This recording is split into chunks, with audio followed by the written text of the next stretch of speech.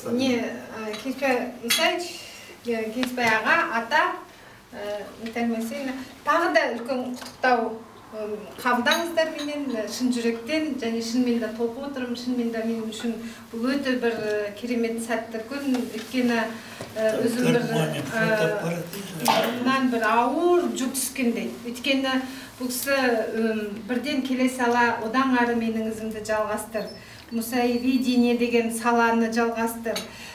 Менің атымды қолданып бірден докторлық ғылыми еңбек жаз, көп қолдау жасады. Менің қорғауыма келді, бұқым кандидаттық жұмысымды тексеріп, көп нелерін, нұсқауларын көрсетіп, бағыт-бағдар берді. Ол енді шындық үлкен, және шынымен де мен Құдай қаласа, өзім болмасам да балаларыма осы жолды таңдасын деп, одан әрі жалғастырсын. Карта памяти заполнена. Бәрібір да тозып, шаң басып қалмасын деп ойлаймын, армандаймын. Құдай қаласа, шынымен де біздің халқымыз, тіліміз мәңгілік. Бұл кісінің жаңағы жолда күнге көп әңгімелер айтып келе жатырмын. Нұргүлге жолда жақын танысып қалдық. Өйткені еңбегі бар, қазақтар қалай қайдан жаралған, және қалай қазақ деген сөз пайда болған деп.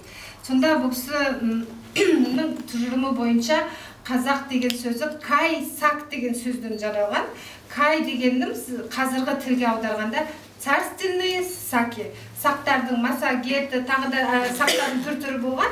Және қазіргі кезде бәрі ақырындап дәлелден келеді, шындап келгенде. Қазақтың топырағынан ханның ұрпағы бар. Қазақтың топырағынан қаншама ел билеушілер, ту Японияға, ту Европаға, ту Азия өлкелеріне ханның ұрпақтарын алдыртып, өздеріне мемлекеттеріне билік құрғызған. Шынымен де Қазақстанның топырағы ханның ұрпағы. Ол бекерден бекер алтын адам табылған жоқ.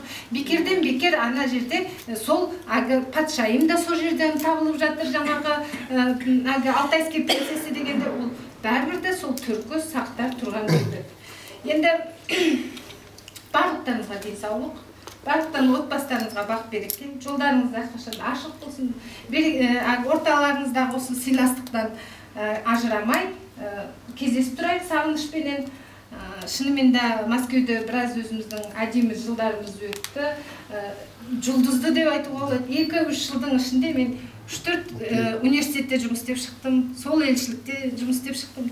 Елдің енді мысалы 60 жылда істейтін, 2 жылда істеп, біраз тірліктер жасап кеткен, оны уақыт көрсете жатар. Енді қазір мен сіздерге осы жазда шәкәрім мен жақсылықтың сүндет тойын атағанбыз. Содан өзімше шашу қылып сіздерге сыйлық әкелдім, кішігірім. Соны тарту етуге көмектеседі, соны әрқайсыларыңызға айтады.